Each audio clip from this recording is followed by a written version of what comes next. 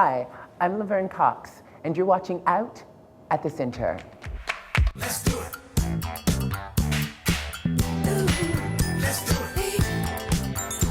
Take your time. Let's do it. Let's do it. Let's do it. Let's do it. Do it right. Come on, baby. Let's do it. Let's do it. In June of 1970, a year after the Stonewall riots, a march took place on what was then called Christopher Street Gay Liberation Day. It went up one lane of traffic on 6th Avenue to the Sheep Meadow in Central Park. In part two of the Gay and Lesbian Senior Experience, individuals who were there that day talk about the march.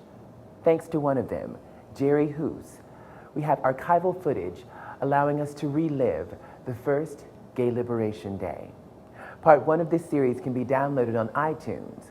Go to gaycenter.org/out for the link. After Stonewall, you felt a little freer to explain to straight people what your life is like and how it's unjust that we can't have the same rights as you do. If it had just been the riots and nothing happened after that, I don't think much would have changed. The Christopher Street Liberation Day Committee was to put on this first march. Militant march, not parade. Gay Pride Parade was not a parade when we were involved in it. It was a political statement and a political movement. March, a march. When word got out about it, we actually got threats. We got death threats, we got bomb threats. It was hard to go out there in the street. You had people on the sidelines who weren't going, yay, wonderful, you know. They were more like calling out names and stuff like that. The day came, and it was a beautiful day, first of all. It was perfect weather. There was maybe a couple of hundred people to start the march off with. We had maybe a quarter of 6th Avenue that they gave us, and the traffic was still going up and down, so we were like in a very narrow band going up 6th Avenue. We were worried there was going to be danger along the route. We called it the first run because we wanted it to move so fast. We were so nervous that there was going to be attacks and that we moved it very quickly. The march took about an hour to get from Christopher Street to the Sheep Meadow. But as we went up the street, screaming to the crowd, off of the sidewalks and into the streets, give me a G, it got bigger and bigger and bigger. And I was towards the front, and I kept looking back, getting chills again, kept looking back, and there was just thousands of people. And when we got to the Sheep Meadow, and the crowds came in and in and in and in, and it was such a wonderful, wonderful day. We wanted to go up to Central Park to mingle and let them have to deal with us being in Central Park. We had what we called a gay-in, and it was really not very much. It was just everybody in the crowd and all. We were all over the place, and we were in different areas of Central Park, and we were in their territory. Marching in the Gay Pride Parade every year since it's been wonderful. My friends started dying. Virtually today, I have almost no friends that I met in the 60s and 70s. People right in this neighborhood were dying, people I knew, and we both knew. I lost a boyfriend that I had for 19 years, died. I spent the last 5 years of his life caring for him. And I firmly expected to die. I think there'd be gay marriage today if it hadn't been for AIDS. I think it set us back another 20, 25 years. Well, as older lesbians, what really concerns us now, which didn't before when we were younger, is, of course, insurance, who you're leaving your money to, estates, if you want to call ours an estate, hospital visits, which we're going to be having, and the rights that we don't have. A lot of problems of the gay senior community is loneliness. There's no reason to be lonely. You come to the center, you come to the drop-in room, and you'll probably hear people like me carrying on like crazy. I just enjoy my life. I enjoy my friends. I've had my son here at the gay community. I've had my daughter-in-law here at the gay community. I've had my granddaughter here at the community center. I enjoy where the gay community is today, and I hope in the future it'll be, even better than what we have. I am most grateful for having met Laura and having Laura in my life. I really am. And my second most grateful thing is having the movement coming along in time to save me when I was in my 30s. I think that we have a strength that maybe comes out of something like what we went through, the political stuff, the liberation, and then the Holocaust. And it was a Holocaust. And I think gay people today are a tough bunch. In 1969, LGBT youth in New York came together to organize and create a safe space for people their own age.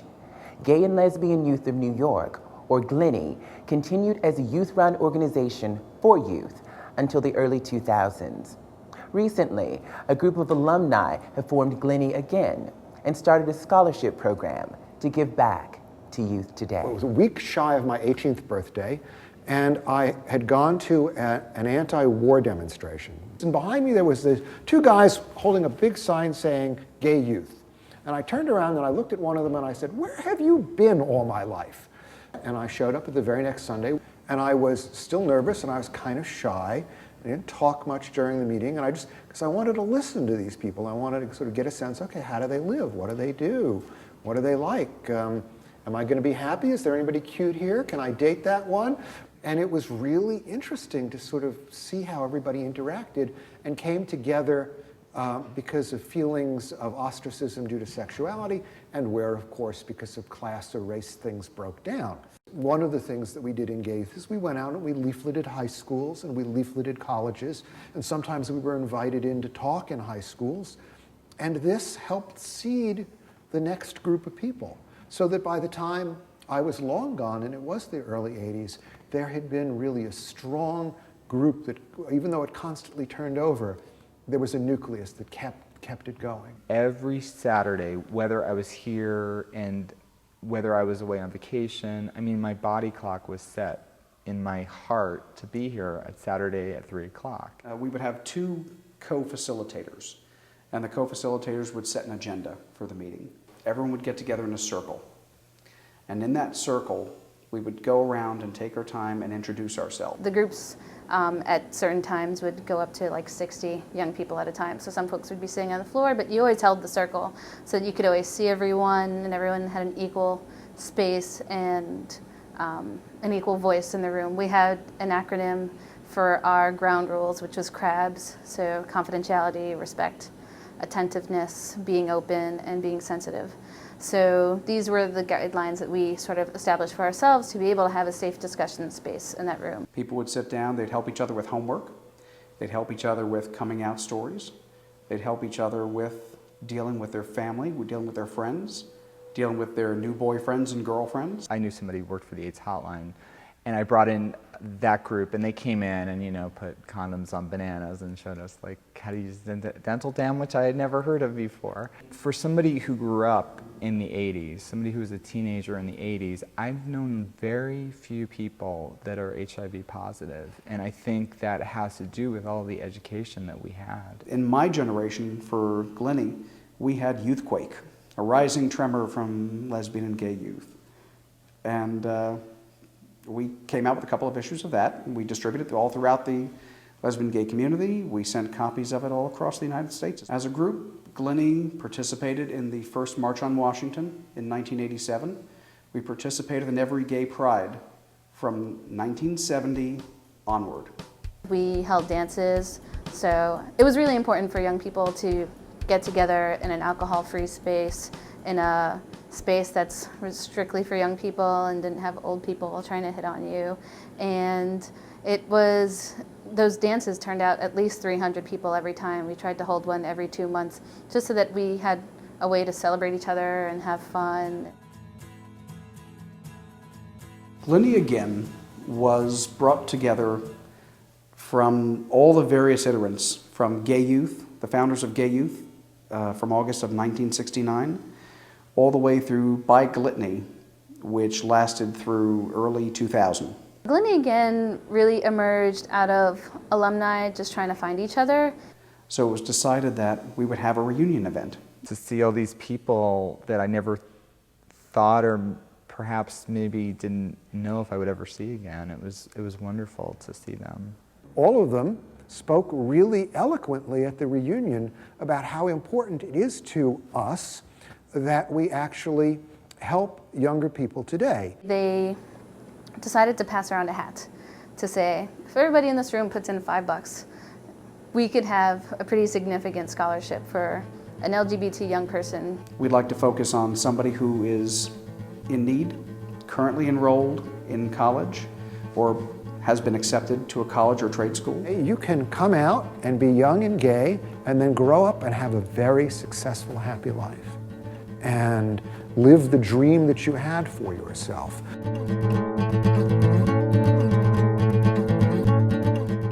In 1989, a unique installation of public art took place at the center. Well-known and emerging artists were invited to create pieces celebrating the 20th anniversary of the Stonewall riots for what was called the Center Show.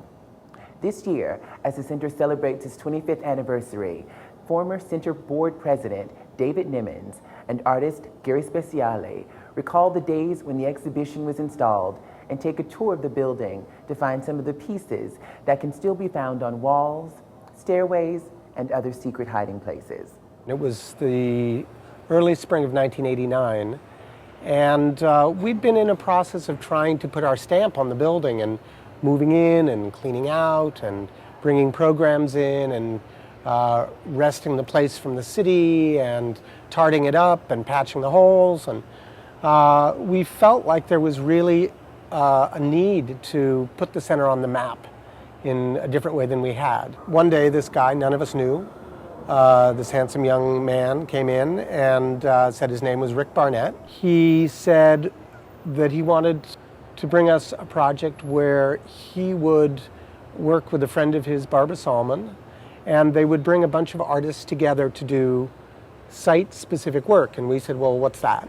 The show was site-specific, which means that the art was intended for the places for where it was actually shown. In my case, my piece was made for a ceiling. There was just a beautiful, beautiful overhang in one of the ceilings in the main stairwell, and it was just the perfect spot. It really was this wild sense of people coming to make their statement in a place and choose the specificity of the site, whatever part of the building was there. It drew them to make their proclamation or share their vision. I remember the last week of it in particular, where everybody was around 24/7, it seemed like, in the building, hammering and painting and plastering and installing their video, and pieces were just going up, several a day. There was this very respectful kind of idea that, gee, we don't have enough time to do this, and we're all in a hurry, and we're all working, and I really want to look over your shoulder, but I'm not going to stop you for 1 minute from doing what you're doing. And it was really beautiful. Imagine here you are coming up the stairwell. The center is full and full of people. It's opening night. The place is crawling. Everybody's oohing and eyeing and amazed and scandalized and delighted. And then they come into the Keith Haring bathroom, which was at that point an active working men's room. Keith has been here a week before. I remember coming in and talking with him briefly over the weekend when he was doing it. He did it all in the course of a few hours. So this was his vision of once upon a time, in the 20 years of Stonewall. This was him talking about what some parts of the gay male experience had been. Really just unique and sort of fabulous images that were so much part of what he did. Here we are in this hallway, which is all about brick, in this big old brick building, and he's done this great job of this great big phallus, penis and testicles, all out of brick, painted on brick, painted of brick, and I think it's really just such a sweet and funny riff on this, and very much one of the site-specific ideas that he was working with. One of the more disturbing and provocative pieces of the whole center show, Leon Golub's piece called The Heretic's Fork. What I see in it is clear reference to our people's history and how gay people were treated, and I think it's just really powerful, powerful piece. Heading out to the garden, this picture of a griffin by Betty Tomkins, one of the women who was involved with the show. All this, I don't know if you can get in there and see all this beautiful garden imagery. This is a great example of site-specific work because this door leads out to the garden. Right here begins a piece by Kenny Scharf, very noted New York artist, which you can just see the corner of here, but it continues out here into the hallway, into the lobby that's been redone with love and life. So the idea really here is that the building is living and growing and becoming what it's becoming in and around this art that was brought here, and we're trying to keep as much of it as we can. And so when people come into this room for whatever their purposes, hopefully they'll have a little more sense of the history of what it's about. We're coming up on 40 Stonewall. Might be time to have another center show, and so I hope that will happen. And if it does, I hope I get invited. Writer Amy Hoffman visited the center to read from her book, Army of Ex-Lovers. In it, she recounts her experiences at Boston's Gay Community News with then managing editor, now center executive director, Richard Burns. She was joined by Stephanie Grant, who read from her work, Map of Ireland. You can download the entire reading as a podcast. Visit gaycenter.org/out for the link. I'm delighted that we've got a full house for a reading tonight by two very, very talented lesbian writers, Amy Hoffman and Stephanie Grant. Gay Community News no longer exists, so I feel like I need to do a little description of it before I read to you from my book. We were not simply a newspaper. Ours was the only listing under gay in the Boston telephone book. Thus, phone duty could involve anything from taking down the copy for a personal ad to giving directions to the gay cruising area in the Fenway Victory Gardens, providing the number of a sympathetic lawyer, or persuading a distraught kid to call the gay youth group instead of committing suicide. The section I'm going to read is called The Mystical Hiring Committee of Life. I met Richard Burns in the fall of 1978 when I called the Gay Community News office to inquire about the features editor job they were advertising. Richard picked up the phone and we immediately started arguing. Explaining the $60 a week salary, Richard said, "It's hard to get used to being poor." "No one gets used to being poor," I corrected him. He laughed. "I guess not, doll." And he signed me up for an interview.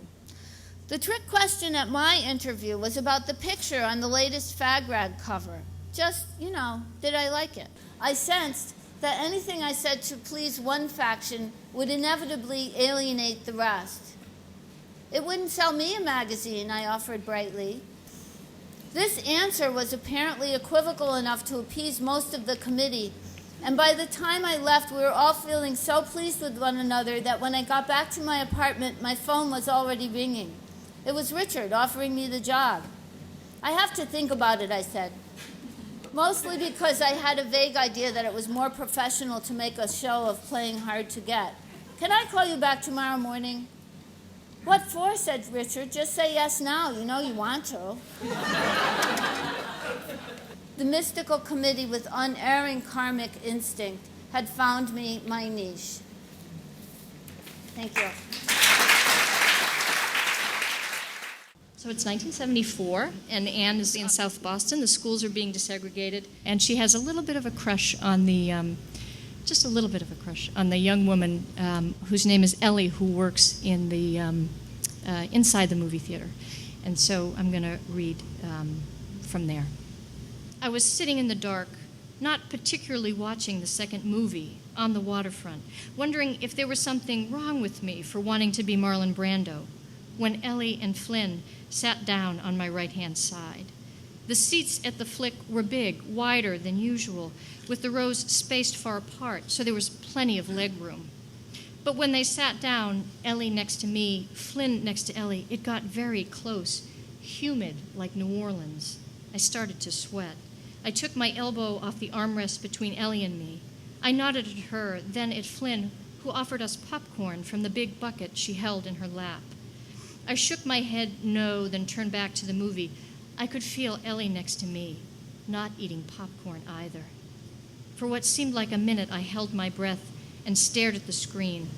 Just when it seemed safe enough to breathe, Ellie put a hand on my thigh. And that's it.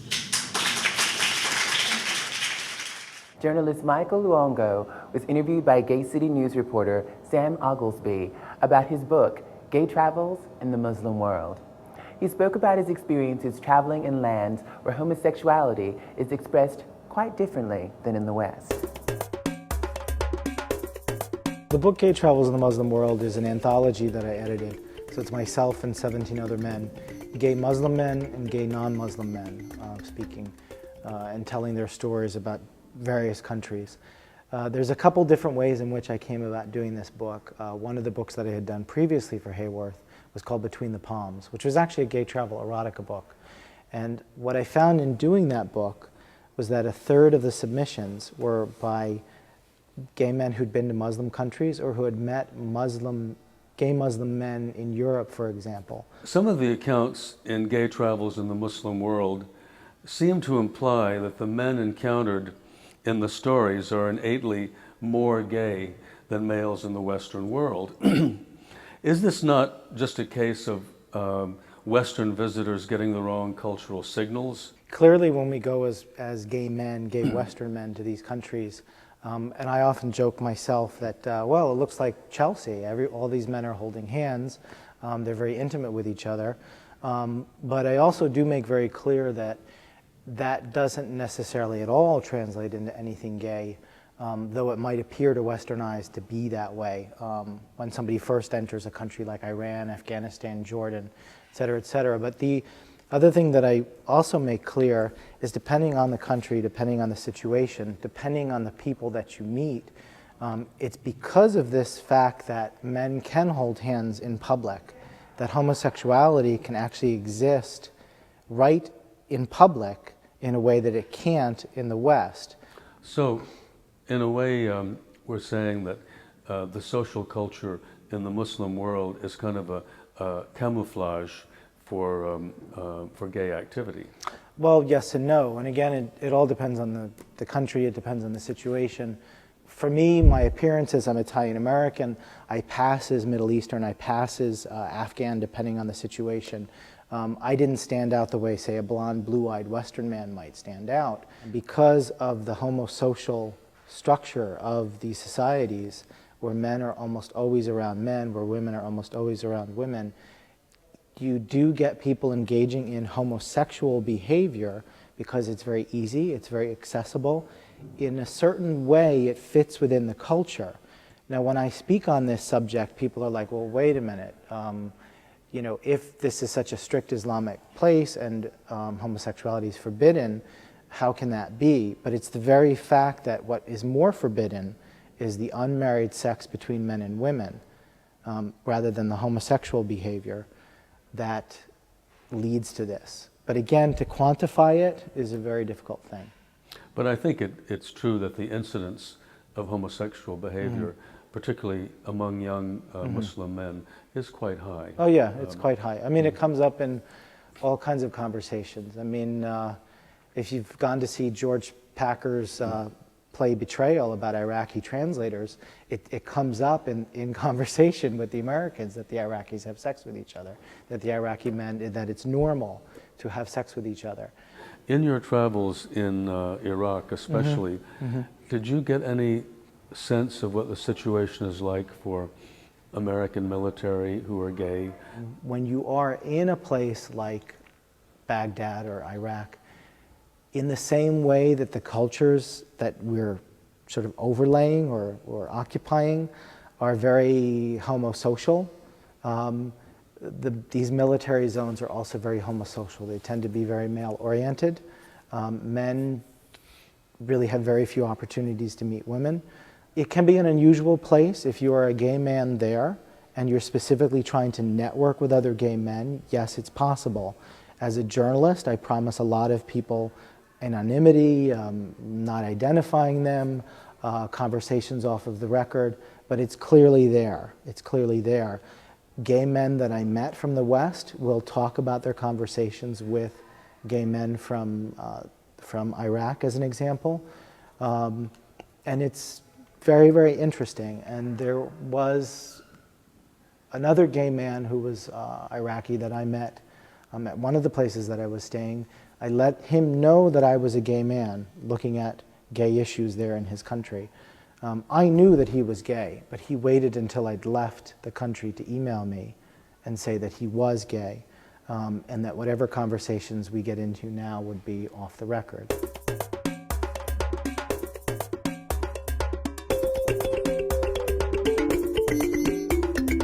And that's all for this edition of Out at the Center.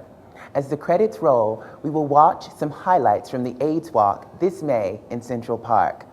More than $18,000 was raised to benefit the HIV/AIDS prevention and support services offered by the center.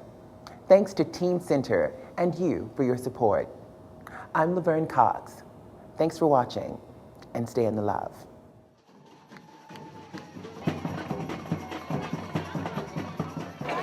Central Park, we're starting off the awesome LGBT Center table.